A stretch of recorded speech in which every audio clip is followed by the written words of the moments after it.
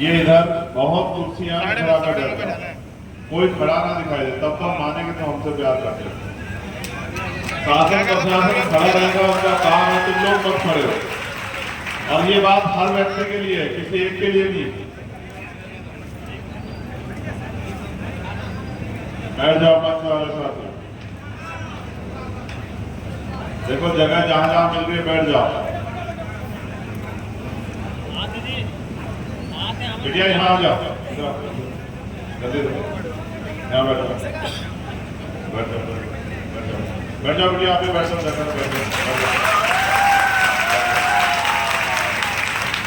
थोड़े से रह गए, ये रह गए बस, बाकी तो सब प्यार करने वाले यही लोग हैं बस, थोड़े से जो इधर खड़े हैं, बाकी तो सब प्यार करने वाले, एक आवाज में बेचारे चले गए। सब लोग इतना प्यार थोड़ा ही करता है, कुछ थोड़ा करते हैं, कुछ ज्यादा करते हैं। जो ज्यादा करते हैं वो एक बार की बात मान लेते हैं, जो कम करते हैं वो बेचारे थोड़ा सा इंतजार करते हैं, मानते तो वो भी। सबसे पहले तो मैं आप सबका बहुत बहुत धन्यवाद करता हूं कि आप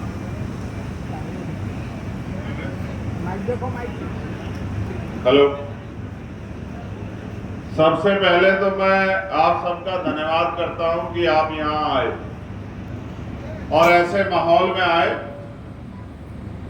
जिसकी सूचना मुझे दिल्ली में बैठे मिल रही।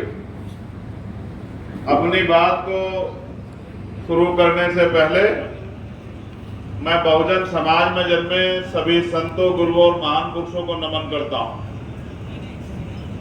मेरे दाईं तरफ जितने महान पुरुषों की तस्वीर लगाई गई हैं और मेरे बाईं तरफ भी और यहाँ सामने भी, ये सब वो महापुरुष हैं जिन्होंने अपने जीवन में बहुत सारे अन्याय, जुल्म, तकलीफें सही।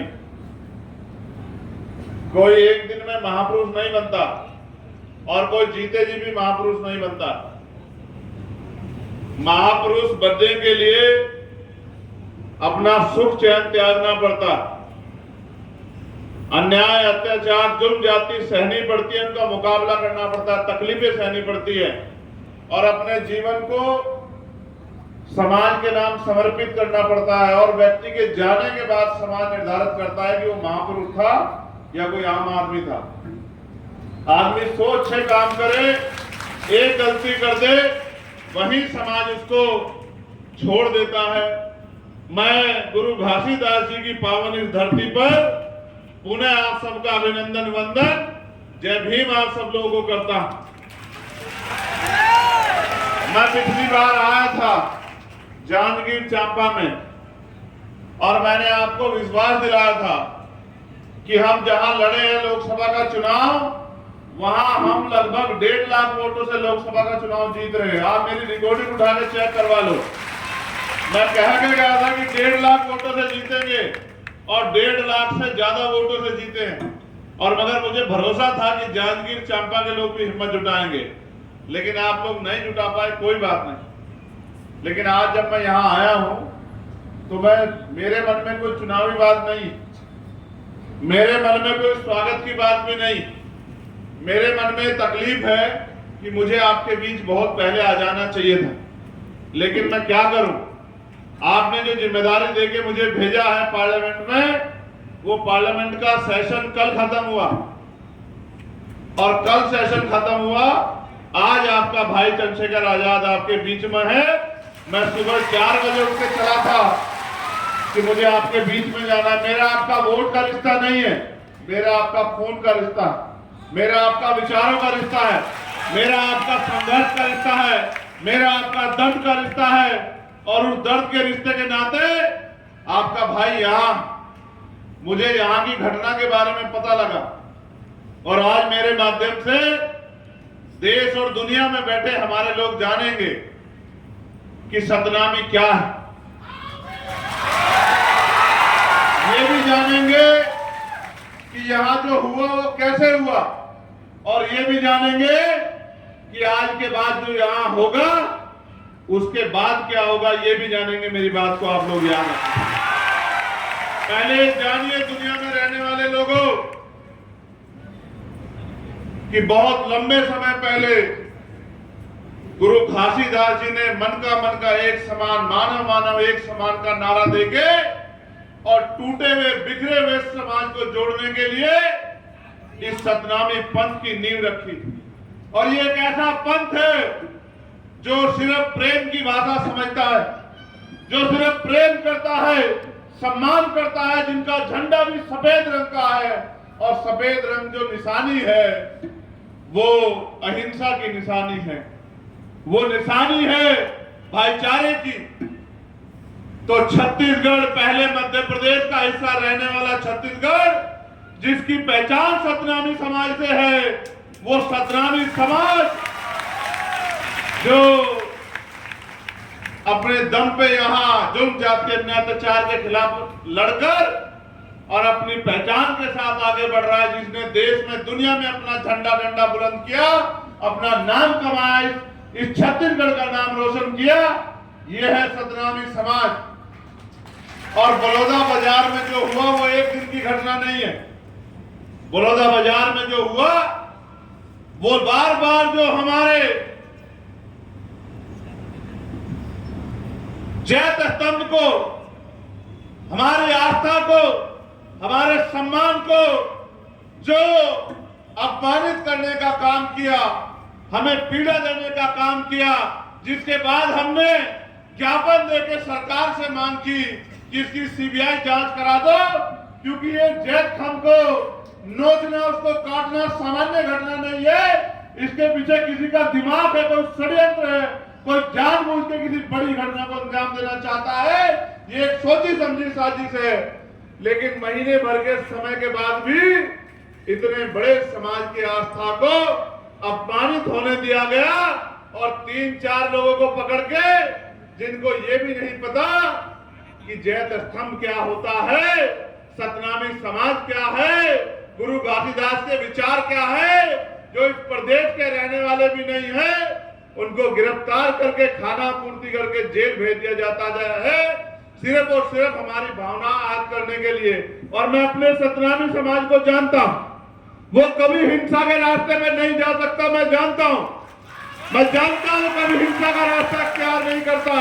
अगर वो हिंसा का रास्ता इख्तियार करने वाला समाज होता तो इनकी तरफ हाथ उठाने वाला व्यक्ति छत्तीसगढ़ में दिखाई नहीं देता। मैं अपने समाज की ताकत को जानता हूं। लेकिन ये तो संविधान को मानने वाले लोग हैं, ये तो गुरु घासीदास को मानने वाले लोग हैं, ये तो बाबा साहब अम्बेडकर को मानने वाले लोग हैं, ये तो माननीय काशीराम साहब को मानने वाले लोग हैं। ये कभी हिंसा का सहारा नहीं लेते। ये तो जिस दिन इकट्ठा हुए थे, अपनी बात को कहने के लिए इकट्ठा हुए थे, लेकिन इनकी भीड़ में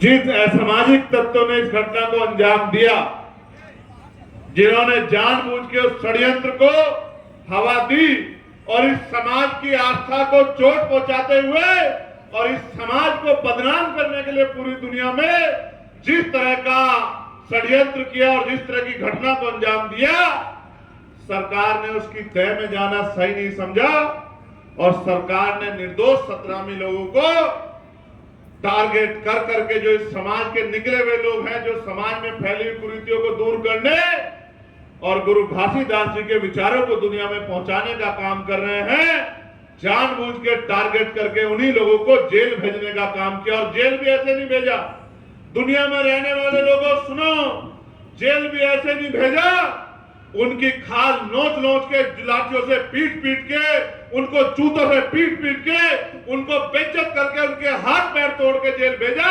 और आज मेरे भाई, मेरा परिवार जेलों में सड़ रहा है। ये इस सरकार और सरकार के निकम्मे प्रशासन की देन है। क्या इस प्रशासन को नहीं पता था इनका एलआईयू का फेलियर है, इनके इंटेलिजेंस का फेलियर है? इनको नहीं पता था। आज तो इनको पता था कितने लोग आएंगे। आज तो जगह जगह बैरिकेडिंग लगा दी, आज तो गांव गांव में अनाउंसमेंट करा दिया कि मुकदमे हो जाएंगे, जेल भेज दिए जाओगे। आज तो डराने का काम किया। 1 महीना हमारे लोग आंदोलन करते रहे कि इसकी सीबीआई जांच करा दो, तब तो गहरी नींद में सो रहे थे कि हम नहीं जानते क्या हुआ, क्या हम बच्चे हैं? क्या हम दूध पीते बच्चे? हमें नहीं पता कि किस तरह आंदोलन को कुचला जाता है, किस तरह से जो है आंदोलन को बदनाम किया जाता है, किस तरह अपने गुंडे भीड़ में घुसाकर और सतनामी समाज के निर्दोष युवाओं पे झूठे मुकदमे लगा के क्या करना चाहते हो, क्या दिखाना चाहते हो? आपको क्या लगता है कि डर जाएंगे? आपको क्या लगता है छिप जाएंगे? आदमी एक बार पैदा होता है, एक बार मरता है। याद रखना सरकार के लोगों, एक बार के बाद दोबारा नहीं मरता और एक बार के बाद दोबारा पैदा नहीं होता। मैं आपसे भी कहना चाहता हूं, बुजदिल तो नहीं हो, बहादुर लोगों, क्या हो गया तुम्हें? किस बात से डर रहे हो? जेल तो क्रांतिकारियों का कहना होती है। और इतिहास याद करो, ये मुल्क जब आजादी पाया तो कितने लोगों ने शहादत दी, कितने क्रांतिकारियों ने शहादत दी, कितने लोगों ने जेल काटी। किस चीज से डर रहे हो? मैं तुम्हारे सामने खड़ा हूं, चंद्रशेखर आजाद, इसने दिल्ली की तिहाड़ भी 2-2 बार काटी और 16-16 महीने जेल काटी। जिसके शरीर में जितनी हड्डियां नहीं उतनी लाठियों से उसको पीटा गया, पैरों के नखून खींच लिए गए, दांत तोड़ दिए गए, रीढ़ की हड्डी में गैप कर दिया गया, फिर भी नहीं मरा। क्योंकि संघर्ष करने वाला व्यक्ति मरता नहीं है, संघर्ष करने वाला अमर होता है और उसके जाने के बाद दुनिया उसको याद रखती है। आज हमारे प्रदेश अध्यक्ष राजकुमार जांगड़े जी यहां नहीं है। वो बेचारे, पहले उनको एक्सीडेंट हो गया, बड़ी मुश्किल से उसकी जान बची आपकी प्रार्थनाओं से, गुरु घासीदास जी के आशीर्वाद से। फिर उसको दोबारा से चोट लग गई। वो किसी तरह से, उसको पता था कि उसके ऊपर शिकंजा कसा जाएगा। वो निर्दोष व्यक्ति किसी तरह से यहां से चला गया। उसको पकड़ के लेके आया जिस दिन मैंने घोषणा करी कि मैं आने वाला हूं। इनको पता था कि राजकुमार जांगड़े और भीम आर्मी के लोग यहां रहेंगे तो लाखों लोग जुटेंगे और आपको जवाब देना भारी हो जाएगा। अभी मैं जब यहां आया तो मुझे बताया कि उसके पिताजी आए। ये राजकुमार जी के पिताजी हैं। ये सिर्फ राजकुमार के पिताजी नहीं है, ये मेरे भी पिताजी हैं, चंद्रशेखर आजाद के भी, क्योंकि वो हमारा नेता है यहाँ। वो हमारे लिए और आपके लिए 24 घंटे 7 दिन खड़ा रहता है। वो अपनी जान की परवाह नहीं करता। वो मेरा बहादुर सिपाही है। आज इनकी आंखों में आंसू देख के मुझे बड़ी तकलीफ हो रही। मैंने इनसे भी कहा कि क्रांतिकारियों के पिता आंसू नहीं बहाते, ये उनके संघर्ष का भी अपमान होता है। याद करो शहीद आजम भगत सिंह को जब फांसी की सजा हुई थी तो उन्होंने अपने पिता को, उनके पिता ने एक लेटर लिख दिया था अंग्रेजों को कि उनकी सजा माफ कर दी जाए, तो वो अपने पिता से लड़ पड़े थे। उन्होंने अपने पिता से कहा कि आपको कोई अधिकार नहीं है मेरी जंग में कूदने का, मुझे अपमानित करने का। और अंग्रेजों के सामने, जिनके सामने मैं प्राणों की बाजी लगा रहा हूं, उनके आगे झुकने का, गिड़गिड़ाने का आपको कोई अधिकार नहीं है। मेरे संघर्ष को कमजोर मत करो। मैं आपसे भी कह रहा हूं, मैं वचन दे के कहता हूं, मेरा वचन अटल है, याद रखना। मैं सरकार से कह रहा हूं, प्रशांत कराओ जेल बड़ी, छत्तीसगढ़ की जेल बड़ी कराओ। हम देखेंगे कितने लोगों को आप जेल भेजेंगे। हम आपकी हिम्मत देखने का काम करेंगे अगला। और इसको आप आग्रह मत समझना। ये मेरी चेतावनी है सरकार को कि अगर वो गुंडागर्दी को उतर आई है, अगर वो तानाशाही को उतर आई है, अगर वो सतनामी समाज को कुचलने को उतर आई है, तो उसका जवाब देने के लिए चंद्रशेखर आजाद है। करो मुकाबला, हम लोग तुम्हारा मुकाबला करेंगे। मैं आज आया ये देखने के लिए क्या चल रहा है, तो मैंने देखा 14 FIR, 153 लोगों को गिरफ्तार किया गया। कितने निर्दोष लोग हैं किसी को नहीं पता। उसका उदाहरण है ये बहन बैठी है जिनके पति पत्रकार हैं। इनका नाम है उमा पुरेना, ग्राम कुसमी, थाना पलारी। इनके पति मीडिया में हैं। इन्होंने पूरे डॉक्यूमेंट लगाए हैं, मीडिया के साथी भी देख ले। उस बेचारे पत्रकार को उठा के जेल में भेज दिया क्योंकि कोई इनकी सच्ची आवाज बाहर ना पहुंचा दे, कोई जो अन्याय हुआ उसको बाहर तक ना पहुंचा दे। इनको लगता है कि जुर्म यही बंद हो जाएगा, नहीं होगा बंद। ऐसी कितनी एप्लीकेशनें मेरे पास हैं जो निर्दोष लोग हैं जिनको पकड़ के जेल में डाल दिया है छत्तीसगढ़ सरकार को ये लगता है कि ये जानवर हैं, गूंगे बहरे लोग हैं, ये गाय बैल बकरी है कि इन पे जुल्म करो, लाठी बजाओ, इनकी खाल खींच लो, इनको जेल में ठूस दो, कोई नहीं पूछेगा। गिरफ्तारी कर रहे हैं, कानून ये है कि 24 घंटे के अंदर आपके उनके परिवार को इन्फॉर्म करना पड़ेगा। जिसके बच्चे को आपने गिरफ्तार किया है, जिस जेल में भेज रहे हो, आपको उनके परिवार को इन्फॉर्म करना पड़ेगा। कुछ नहीं कर रहे हैं। मैं तो खाकी वर्दी वालों की भी आवाज उठा रहा हूं कि इनको 8 घंटे की ड्यूटी कर दो। इनको बहुत तकलीफ सहनी पड़ती है, लेकिन आप भी सोचो, आपके भी परिवार हैं। जब आप पीड़ित होंगे तो चंद्रशेखर आजाद आपके साथ खड़ा होगा, खाकी वर्दी वालों, मेरे भाइयों। लेकिन जब आप जुल्म करोगे तो ये सत्ता आपको नहीं बचा पाएगी। मेरी बात को याद रखना। सुप्रीम कोर्ट तक खींच के ले चलूंगा, सुप्रीम कोर्ट तक खींच के ले चलूंगा, बताऊंगा किस तरह कानून की धज्जियां उड़ाई जाती है। याद रखना मेरे लोगों, मैं वचन देके कह रहा हूं, एक अधिकारी को नहीं छोड़ेंगे जिसने संविधान का उल्लंघन किया, कानून का उल्लंघन किया। याद रखना, मरे हुए लोग नहीं है, सड़कों पे नहीं है, पार्लियामेंट में भी है। और वचन देके कहता हूं, जिस दिन दोबारा सेशन चलेगा इसी महीने में, सबसे पहले यही मुद्दा सदन में उठेगा और सरकार से जवाब मांगा जाएगा कि ये जो वर्दी पहने लोग हैं, जो हमारी तनख्वाह, हमारे पैसे से तनख्वाह पाते हैं, इनको सरकार हम पे जुल्म करने के लिए क्यों यूज कर रही है? क्या कानून नहीं जानते हो? क्या आपको नहीं पता है कि जिन परिवारों के बच्चों को आपने उठाया, इन्फॉर्म करना पड़ेगा? क्या आपको नहीं पता है कि निर्दोषों को जेल नहीं भेज सकते हैं? क्या आपको नहीं पता है कि जानबूझ के कितने बड़े समाज को नहीं कुचल सकते हैं, उनकी भावनाओं को नहीं कुचल सकते हैं? क्या क्या नहीं पता? आपको सब पता है, लेकिन आप सत्ता के आगे कमजोर पड़ गए हो। मैं आपको बल देने के लिए आया हूं कि घबराओ मत पुलिस के साथियों, मैं आपके साथ हूं, ईमानदारी से काम करो। लेकिन याद रखो, आपके भी परिवार हैं। कल जब अपने बच्चों में जाओगे तो कैसे उनसे आंखें मिलाओगे? जब किसी गरीब के बच्चे को, निर्दोष को पीट पीट के जेल भेजोगे, कैसे आंख मिलाओगे? सोचो, यही प्रदेश होगा। कल आपके बच्चे से कोई गलती हो जाए या ना भी गलती हो और उसके साथ ऐसा जुल्म हो, कैसे बर्दाश्त करोगे? आप भी तो पिता हो, क्या अपने बच्चों पे होते जुल्म को बर्दाश्त कर पाओगे? खाल खींच रहे हो मेरे लोग। ऐसा लगता है कि उनका कोई वाली वारिस नहीं है, उनका कोई भाई नहीं है, उनका कोई परिवार नहीं है, उनके लिए लड़ने वाला कोई नहीं है। हो सकता है छत्तीसगढ़ के नेता आंख मीच सकते हैं, लेकिन दिल्ली में बैठे हम लोग आंख नहीं मीच सकते। मेरी बात को याद रखना। आपको शायद नहीं पता कि जिन भीम आर्मी के लोगों को आपने बंद किया है, इसे 21 जुलाई में भीम आर्मी की स्थापना हुई थी। आपको नहीं पता? ये महीना हमारा है, ये हमारा महीना है।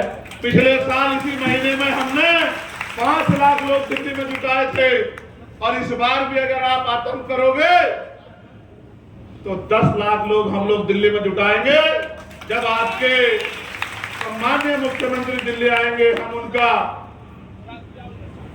स्वागत करेंगे। हम यहां से जब जाएंगे तो देश के गृह मंत्री जी को भी अवगत कराएंगे कि उनकी सरकार वहां क्या कर रही है, उनकी सरकार वहां किस तरह जुल्म कर रही है। और अगर वो भी हमारी बात नहीं सुनेंगे तो सड़कें सुनेंगे हमारी बात, क्योंकि हम भीम आर्मी आजाद समाज पार्टी को ताकत को जानते हैं, और हम ये भी जानते हैं कि ये लोकतंत्र है। लोकतंत्र में जिनके पास लोग होते हैं, उनकी सुनवाई तानाशाह को भी करनी पड़ती है। आप ये बताओ, ऐसा क्या हुआ कि एसपी दफ्तर में आग लगी और सिर्फ आबकारी की फाइल ही जली? ऐसा क्या हुआ? बाहर आग नहीं लगी और अंदर आग लग गई। ऐसा तो नहीं कि दफ्तर में बैठ के कोई आदमी आग लगा रहा हो। ऐसा तो नहीं कि दफ्तर में बैठ के कोई आग लगा रहा हो, अपने किसी माफिया साथी को बचा रहा हो।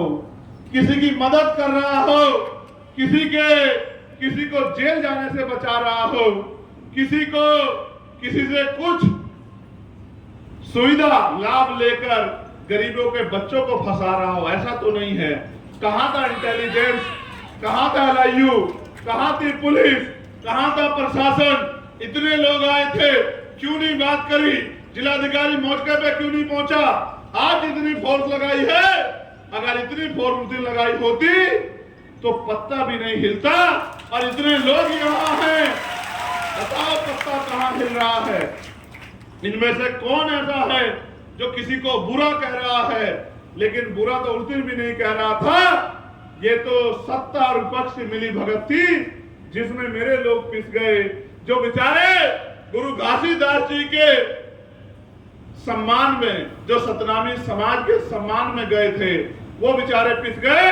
और वो नौजवान पिस गया जो समाज को परिवार से भी बड़ा मानकर एडी चोटी का जोड़ लगाकर पूरे प्रदेश में जुल्म जात के खिलाफ लड़ रहा है।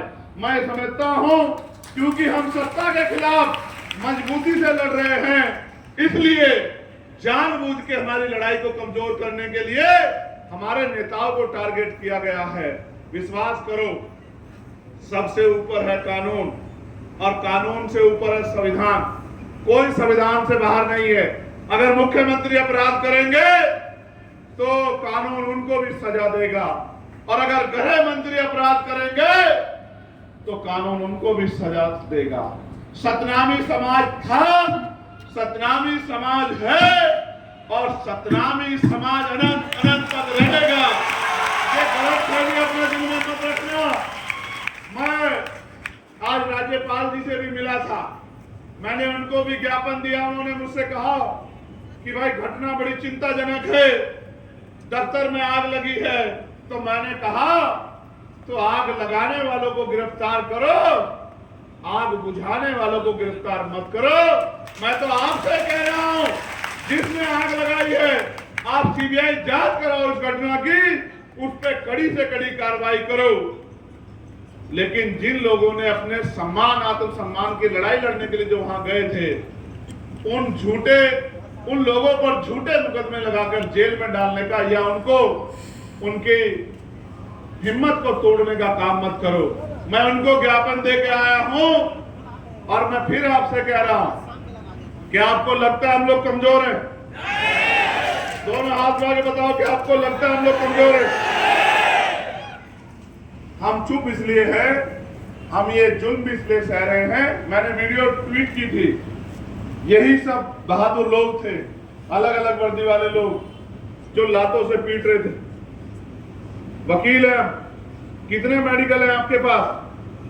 कितने लोगों पे 307 लगाई? कितने लोगों को चोट आई? एक आदमी को चोट लगी, 10 आदमी को चोट लगी, 100 लोगों ने चोट मारी कि 307 का मुकदमा दर्ज कर दिया। और आप लोगों ने जो किया, आपकी वीडियो एविडेंस नहीं है क्या कि आप जूतों से पीट रहे, गिरा गिरा के लाठियों से पीट? आपको किसने दिया पीटने का? पुलिस का काम पीटना कब से हो गया? किसने अधिकार दिया? कौन से एक्ट में लिखा कि पुलिस पीटेगी? गुंडागर्दी करते हो, गुंडागर्दी करोगे, जुल्म करोगे। लगता है इनका तो इनकी आवाज उठाने वाला नहीं है। गलत है, गलत को गलत कहना सीखो। और संविधान की शपथ लेके आपने जब ये नौकरी ज्वाइन की थी तो याद करो, किसी नेता ने कैसे नहीं मिली नौकरी, आपके संघर्ष से मिली है। और आज इतना जमीन मर गया कि आंखें बंद करके जुल्म कर रहे। याद रखना, यहां जुल्म कर लोगे, लेकिन यहां से ऊपर भी एक अदालत है, उस कुदरत की अदालत जो सब देख रही है। आपके किए हुए कार्य उस कुदरत को दिखते हैं। मैं आपसे नाराज नहीं हूं, इसलिए क्योंकि पुलिस तो सरकार की होती है। मैं तो खुद से नाराज हूं कि हम यहां इतने ताकतवर नहीं है कि आपका ट्रांसफर पोस्टिंग कर सकें। हम यहां इतने ताकतवर नहीं कि आपको सस्पेंड कर सकें। हम यहां इतने ताकतवर नहीं कि आप पे मुकदमा लगा के आपको जेल भेज सकें। हम अभी इतने ताकत नहीं है पॉलिटिकली, लेकिन आपको क्या लगता है हम तो वहां भी उतने ताकतवर नहीं थे जहां हम ताकतवर बने। आपको क्या लगता है कि हम हमेशा ऐसे रहेंगे? आपको क्या लगता है आपके दिए हुए जख्म हम भूल जाएंगे? नहीं, बिल्कुल नहीं भूलेंगे। हम अपनी पीठ पे पड़ी लाठी को भूल सकते हैं, लेकिन अपने समाज की पीठ पे पड़ी लाठी को कभी नहीं भूल सकते। मेरी बात को अब याद रखना। हम जानते हैं कि हम कमजोर हैं राजनीतिक रूप से। जब आपकी लाठियां हमारे खिलाफ उठती हैं तो नहीं सोचती। आपके आदमी को तो पत्थर लगा भाइयों, हमें तो मूछे रखने में मारा जाता है, हमें तो घोड़ी पे बैठने में मारा जाता है। आपको तो पत्थर लगा, आप तो घायल हुए, मैं उसको भी सही नहीं मानता, मगर हमें तो मार के लटकाया जाता है भाई। हमें तो मटकी छूने पे मारा जाता है। हम किससे नहीं लड़ते? हम तो अपने मुल्क में जुल्म सह रहे हैं। करोड़ों की आबादी होने के बाद भी इस देश का दलित, पिछड़े, आदिवासी और अन्य धार्मिक अल्पसंख्यक जुल्म सह रहे हैं। हमारी मोबिलिटी होती है भाई, हमें मारा जाता है, दाढ़ी रखने पे, टोपी पहनने में मारा जाता है, हमें आवाज उठाने पे मारा जाता है। हम नहीं लड़ते, हम संविधान पे भरोसा रखते हैं। हम लड़ने वाले लोग होते तो आपकी हिम्मत नहीं होती हमारे पंडाल में घुस जाते, आपकी संख्या इतनी नहीं। लेकिन आप जानते हो, क्योंकि लंबे समय से इनके नेताओं ने इनको ठगा है, तो आप इनको बेसहारा मानते हो। लेकिन अब ये बेसहारा नहीं है। अब इन पे एक मजबूत आवाज है, जो इनका नेता नहीं है, इनका भाई और इनका बेटा है, जो अपने प्राणों के बलिदान लगा देगा, लेकिन इनको कमजोर नहीं पड़ने देगा। मैं आपसे भी कहता हूं, हाथ जोड़ के कह रहा हूं, इसे मेरी विनती मानो कि इस जुल्म को बंद कर दो। इसमें सबकी भलाई, और जिन निर्दोषों को आपने गिरफ्तार किया है उनको छोड़ दो बिना शर्त के। इसमें सबकी भलाई, वरना फिर आंदोलन होंगे। और इस बार आंदोलन अगर छत्तीसगढ़ में हुआ तो उसका प्रचार करेगा चंद्रशेखर आजाद गांव-गांव घूमकर।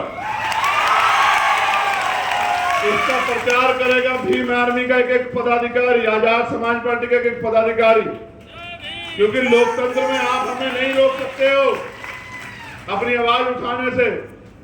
इसलिए मैं आपसे कहना चाहता हूं, जितना जल्दी हो सके किसी को खुश करने के लिए किसी पे जुल्म करना ये न्याय नहीं। न्याय का सिद्धांत तो ये कहता है कि 4 दोषी बच जाएं, लेकिन एक निर्दोष को सजा नहीं होनी चाहिए।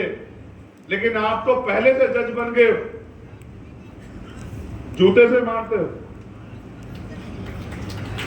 हम तो वो हैं जो चमड़ा उतारना जानते हैं, उसका जूता बनाना जानते हैं, समय आने पे उस जूते से इलाज करना जानते हैं। हमें जूते से मारते मारो, आपके जूतों के दम भी देखेंगे। ये जूते भी हमारे लोगों द्वारा बनाए गए, चिंता मत करो। उतार लो हमारी खाल उतार लो। हमें जूतों से मारो, हमें लाठियों से मारो, हमारी खाल खींच के जेल में बंद कर दो। हमारे लोगों का भी जमीन मर गया है, जो बाबा साहब अम्बेडकर के संविधान की वजह से समाज को मिले आरक्षण पे नौकरी कर रहे हैं। हमारे नेताओं का भी जमीन मर गया है, इसलिए मारो, जी भर के मारो। जब तक आपका और आपके नेताओं का दिल खुश नहीं होता तब तक मारो। लेकिन याद रखना, समय बदलेगा। हम बदला नहीं लेंगे, हम बदलाव करेंगे। ऐसे सारे अधिकारियों से जिन्होंने गरीबों पे जुल्म हुआ, उनकी नौकरियां छीन लेंगे, उनको बेसहारा कर देंगे, उनको मुकदमे लगाकर जेल में भेजेंगे, उनको एहसास कराएंगे कि जुल्म करना किसको कहते हैं। क्योंकि विधि के अनुरूप सब लोग बराबर हैं। और सरकार बड़ी बड़ी बात करती है पार्लियामेंट में, हमारे लिए बड़ी बड़ी बात करती है। यह है हमारा सच कि आजादी के 75 साल बाद भी हम लोग अपने मुल्क में जुल्म सह रहे हैं। ये हमारा सच। सुनो दुनिया में रहने वाले लोगों, हम इस देश में सुरक्षित नहीं है। कब नहीं पता किसको गोली लगेगी। मैं खुद इसका साक्षी हूं, मुझे 4 गोली मारी गई। दुनिया में रहने वाले लोगों सुनो, हमें हमारे जुर्म देश में जानवरों की तरह मारा जा रहा है, क्योंकि हमारे नेताओं ने हमसे धोखा कर लिया और शासन प्रशासन और सत्ता में बैठे लोग हमें इंसान मानने को तैयार नहीं। मैं आपसे भी कहता हूं, कितने लोगों को जेल भेजेगी सरकार? जितना डरोगे उतना दबोगे, जितना डरोगे उतने सताए जाओगे। सामना करो, जाओ जेल के सामने जाके खड़े हो जाओ, जाओ थानों के सामने जाके खड़े हो जाओ और कहो कि हमें भेजो जेल। जब वो तुम्हारे भाइयों को जेल भेज रहे हैं तो तुम्हें भी जेल जाना चाहिए, घर में नहीं बैठना चाहिए। घर का एक बेटा अगर जेल चला गया तो दूसरे को तैयार होना चाहिए। आप सैनिक समझते हो, नहीं समझते हो? सीमा पर जब एक जवान शहीद होता है तो उस वीर जवान की मां ये नहीं कहती कि मेरा बेटा मर गया, वो कहती मेरा बेटा शहीद हुआ है, उसने देश के लिए बलिदान दिया है। मैं चाहूंगी मेरा दूसरा बेटा भी देश के लिए संघर्ष करे और बलिदान देने की नौबत आए। सतनामी समाज के लोगों, क्या हो गया तुम्हें? तुम वो लोग हो जिन्होंने दुनिया को रास्ता दिखाया है, तुम्हारी बहादुरी को क्या हो गया है? जाओ जेलों के सामने चले जाओ, जाओ थानों के सामने चले जाओ, हाथ बांध के जाओ कि करो हमें गिरफ्तार, भेजो जेल। जब आपके समाज को इस सरकार ने, इस प्रशासन ने, पुलिस ने विकलांग, कमजोर और निपटाने की तैयारी कर दी तो तुम अपनी बारी का इंतजार क्यों कर रहे? वैसे भी तो मर ही रहे। अगर मरे तो समाज के लिए लड़ते मरे, क्या बुरा? ये समाज वर्षों वर्षों तक याद रखेगा कि हमारे समाज में कोई बहादुर व्यक्ति पैदा हुआ था। जाओ उस मां से पूछो, ये जो बैठी है, ये हमारी छोटी बहन, ये उमा, मुख्यमंत्री जवाब दो। एक निर्दोष को जेल भेज दिया, इसका 1.5 साल का बच्चा है, किसके भरोसे भेजा एक निर्दोष को जेल? ये कहां से अपने घर को चलाएगी? ये किसके आगे हाथ फैलाएगी? ये कुर्सी पे बैठ के, ये इसलिए बैठे कुर्सी पे, ये है आपका प्रेम सतनामियों से, ये है आपका न्याय। इसका घर कैसे चलेगा? इसके बच्चे के सामान, उसके खाने का सामान, उसके पहनने के कपड़े, उसके और जरूरी सामान कहां से आएंगे? बताओ मुख्यमंत्री। नहीं दे पाओगे तुम लोग जवाब, क्योंकि तुम पे जवाब है भी नहीं। क्यों? मैं जान गया हूं कि किसी और को बचाने के लिए, अपने मित्र को बचाने के लिए, अपने माफिया साथियों को बचाने के लिए तुमने गठजोड़ किया। अगर हो ईमानदार तो कराओ घटना की सीबीआई जांच। अगर हमारे व्यक्ति ने अपराध किया होगा तो हम हाथ पकड़ के जेल भिजवाएंगे, और अगर किसी और ने अपराध किया होगा तो हमारे निर्दोष लोगों से माफी मांगना कि तुमने अपनी तानाशाही के चलते हमारे लोगों पे जुल्म किया। अगर है हिम्मत, है न्याय करने की हिम्मत, तो कराओ सीबीआई जांच। हम लोग सीबीआई जांच के लिए तैयार हैं, और अगर नहीं कराते सीबीआई जांच तो हम ये मान लेंगे कि सत्ता और विपक्ष मिलके हमें उजाड़ने पे तुल गया। सत्ता और विपक्ष मिलके हमें और हमारे पंथ को जमींदोज करने के लिए लग गया है, जो कि हो नहीं सकता। सतनामी थे, है और रहेंगे। आपने आयोग बनाया कि 3 महीने में जांच रिपोर्ट देंगे, तो बिना जांच रिपोर्ट आए क्यों भेज रहे हो जेल? क्यों निर्दोषों को बलि चढ़ा रहे हो? यह अन्याय, और अन्याय करने वाले से अन्याय सहने वाला दोषी होता है। ये बाबा साहब ने कहा है कि अन्याय करने वाले से अन्याय सहने वाला दोषी होता है। करो भीम आर्मी के लोगों पे जुल्म, जो बचे हुए हैं, जिनकी लिस्ट बनाई है तुम्हारे नेताओं ने दिए बना के, उनको जेल भेज दो। करेंगे तुमसे मुकाबला।